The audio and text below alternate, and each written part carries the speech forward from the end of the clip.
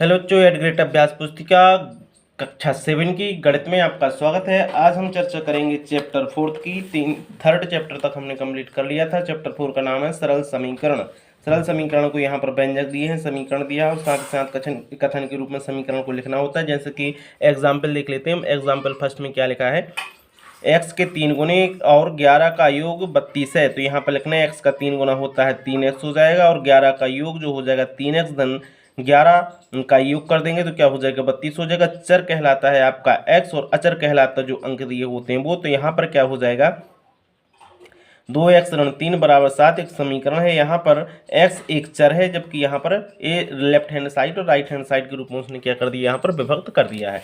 आगे देख लेते हैं। इसी प्रकार यहाँ पर क्या समीकरण को हल करते हैं, जब यहाँ पर ए दिया है, जब हम समीकरण को हल करना होता तो हम क्या लिखते हैं 2x ऋण 3 बराबर 7। तो 3 है जो दाएं पक्ष में पक्षांतर करने पर क्या होता है, ये ऋणात्मक संख्या। तो जब हम पक्षांतर करते हैं तो ये धनात्मक बन जाती है। तो क्या हो जाएगा 2x इक्वल में आ जाएगा आपका 7 + 3 तो इक्वल हो जाएगा 2x इक्वल में 10। यहाँ पर हम 2 का डिवाइड करेंगे 10 में तो क्या हो जाएगा 10 इक्वल हो जाएगा आपका x इक्वल हो जाएगा आपका क्या 5। ठीक, यहाँ पर ये क्वेश्चन होता है यानी कि एग्जाम्पल होता है कंप्लीट है। हम चलते सीधे क्वेश्चनों पर, क्वेश्चनों को हमें आज कंप्लीट करते हैं।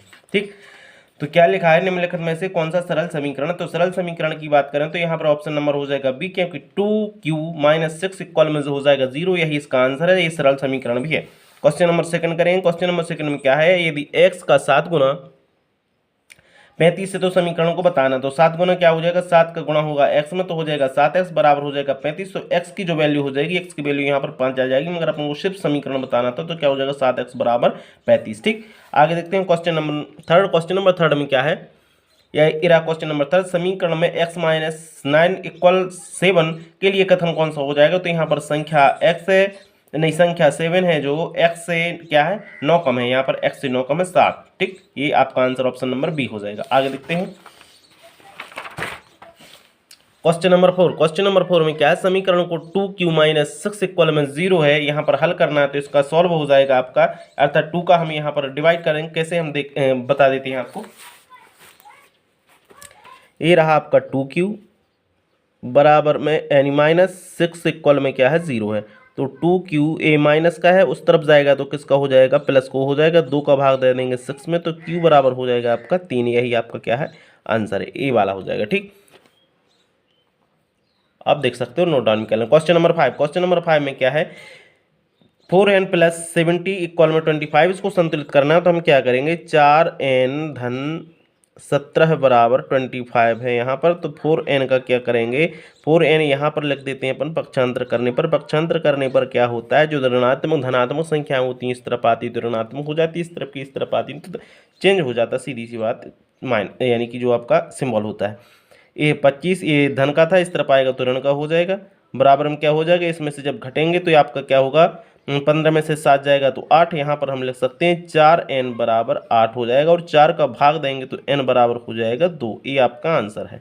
ठीक, यहाँ पर आप इसको नोट डाउन कर सकते हैं। तो इसका ऑप्शन नंबर डी आंसर हो जाएगा। आगे देखना है क्वेश्चन नंबर 6। क्वेश्चन नंबर 6 में क्या है, किसी संख्या का 7 गुना उसी संख्या के 13 गुने से 12 कम है। इस कथन को समीकरण में बदलना है। माना कि वह संख्या, जब कोई संख्या होती है, माना कि वह संख्या x है, x का 7 गुना बोला तो x का 7 गुना मतलब हम 7 x में 7 का गुना कर देंगे तो 7x हो जाएगी। अब x का 13 गुना भी करना तो हम क्या करेंगे, x में 13 का गुना कर देंगे। ठीक, अब समीकरण बनाना है तो समीकरण में क्या करेंगे, 7x बराबर 13x ऋण 12 तो हो जाएगा 13x में से जब हम 7x घटाएंगे तो हमें मिलेगा कितना, 12 मिल जाएगी। यही उसने सवाल में बोला है। यहाँ पर क्वेश्चन नंबर 6 होता है कंप्लीट। आगे देखते हैं क्वेश्चन नंबर 7। क्वेश्चन नंबर 7 में क्या बोला है उसने, किसी संख्या के 1/3 में से 1 घटाने पर 1 प्राप्त होता है। तो हम क्या करेंगे, माना वह संख्या x है, जब x का 1/3 तो हो जाएगा x/3, क्योंकि 1 का गुणा x में होगा तो क्या हो जाएगा x/3 हो जाएगा। अब हम x/3 में से 1 घटाएंगे तो हमें 1 मिल जाएगा। तो हम क्या करेंगे, x/3 ऋण 1 बराबर 1।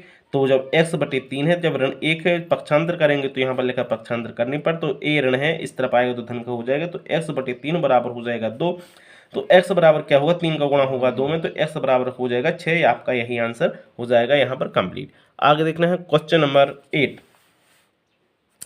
ये रहा क्वेश्चन नंबर 8। क्वेश्चन नंबर 8 में क्या है, वह संख्या ज्ञात कीजिए जिससे कि 8 गुने में 4 जोड़ने पर 60 प्राप्त होता है। माना कि वह संख्या x है, इसके 8 गुने में 4 जोड़ दें तो x का हम जब 8 में गुणा करेंगे और धन 4 जोड़ देंगे तो यहाँ पर 60 मिलेगा। तो जब 8 का गुणा x में हुआ तो 8x धन 4 बराबर 60।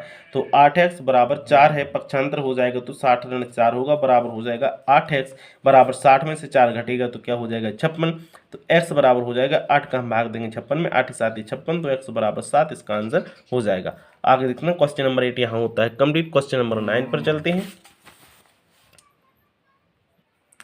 ये रहा क्वेश्चन नंबर 9। क्वेश्चन नंबर 9 में क्या है, दो पूरक कोणों का अंतर 20 अंश है, तो पूरक कोणों का माप ज्ञात करना है। तो हम देखेंगे पहला पूरक कोण क्या है x है, तो दूसरा पूरक कोण क्या हो जाएगा, पूरक कोण। पहली बात तो पूरक कोणों का जो योग होता है वो 90 अंश होता है। तो पहला कोण हम मान लेते हैं x, तो दूसरा कोण क्या हो जाएगा x ऋण 20 हो जाएगा, क्योंकि अंतर कितना है 20 है। ठीक, तो यहाँ पर अतः हम लिखते हैं अतः x plus x minus 20 equal में क्या हो जाएगा आपका ए हो जाएगा 90। तो हम क्या करें 2x बराबर x 2x बराबर हो जाएगा 110, 2 का भाग देंगे 110 में तो x बराबर हो जाएगा 55। जब दूसरा कोण निकालना हो तो क्या करेंगे 90 में से हम 55 घटा देंगे तो दूसरा कोण मिल जाएगा आपको 35 और पहला कोण क्या हो जाएगा 55, दोनों का अंतर हो जाएगा। तो जब हम 55 में से 35 घटाएंगे तो 20 मिल जाएगा। ये आपका यहाँ पर सॉल्व होता है कंप्लीट। आगे देखना क्वेश्चन नंबर 10। ये रहा क्वेश्चन नंबर 10। क्वेश्चन नंबर 10 में क्या है, रीमा के पिता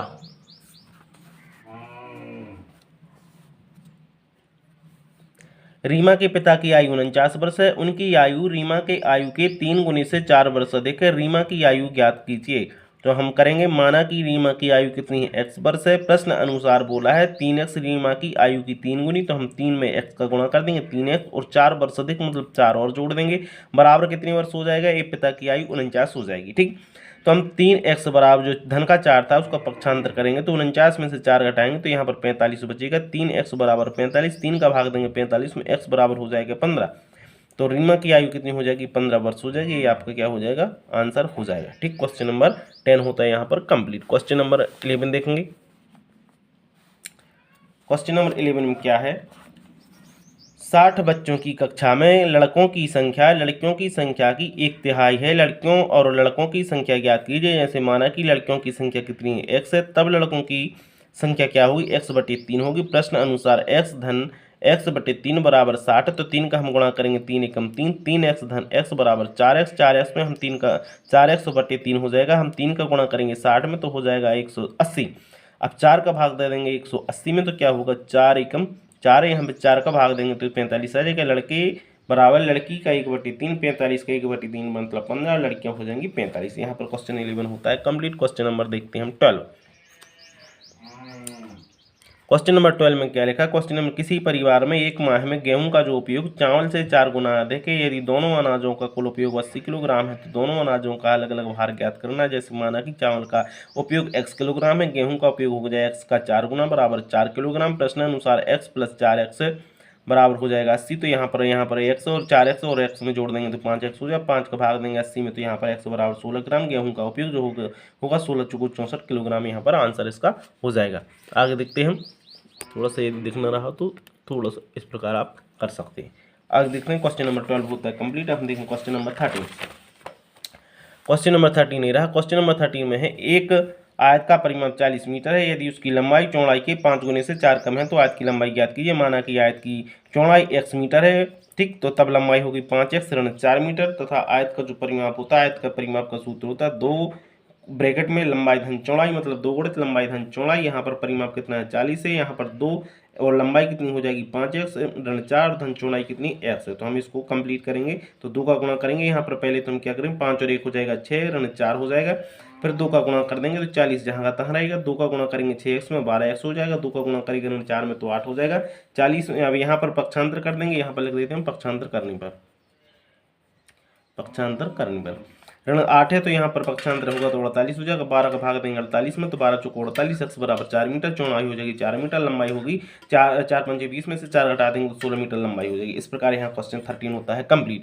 आगे देखेंगे हम क्वेश्चन नंबर 14। क्वेश्चन नंबर 14 में क्या है, 16 लड्डू हैं, 16 लड्डू को रवि और रिजवान में 1:4 के अनुपात में बांटा गया है, दोनों को कितने कितने लड्डू प्राप्त होंगे। माना कि रवि को जो लड्डू प्राप्त होंगे वो x होंगे, रिजवान को होंगे 3x, तो अतः x धन 3x बराबर 60 हो जाएगा। तो 4x बराबर 60, हम 4 का भाग देंगे 60 में तो रवि को लड्डू प्राप्त होंगे x बराबर 15 लड्डू, रिजवान को लड्डू होंगे तो हम क्या होंगे 3x अर्थात 15 गुणे 3 बराबर हो जाएंगे 45। रवि को होंगे 15 लड्डू, रिजवान को होंगे 45 लड्डू। यहाँ क्वेश्चन नंबर होता है 14 आपका कंप्लीट। आगे देखने क्वेश्चन नंबर 15। क्वेश्चन नंबर 15 में क्या बोला है, अपने पिता और माता की आयु के साथ उनकी आयु का संबंध स्थापित करके दो समीकरण का निर्माण कीजिए। माना कि मेरी आयु x वर्ष है, पिता की आयु 4x है तथा पिता की आयु मेरी आयु के 3 गुने से 4 वर्ष अधिक है। तो समीकरण में लिखना 3x धन 4 बराबर 49 है। माँ की आयु 43 वर्ष जो अपने पिता की आयु के 3 गुने से 2 वर्ष कम है, तो हम लिख सकते हैं समीकरण 3x ऋण 2 बराबर 43। यहाँ पर क्या हो जाएगा, आंसर हो जाएगा। तो यहाँ पर चैप्टर नंबर 4 होता है कंप्लीट। इसी प्रकार के वीडियो प्राप्त करने के लिए मेरे चैनल को शेयर और सब्सक्राइब जरूर करें। बहुत बहुत धन्यवाद।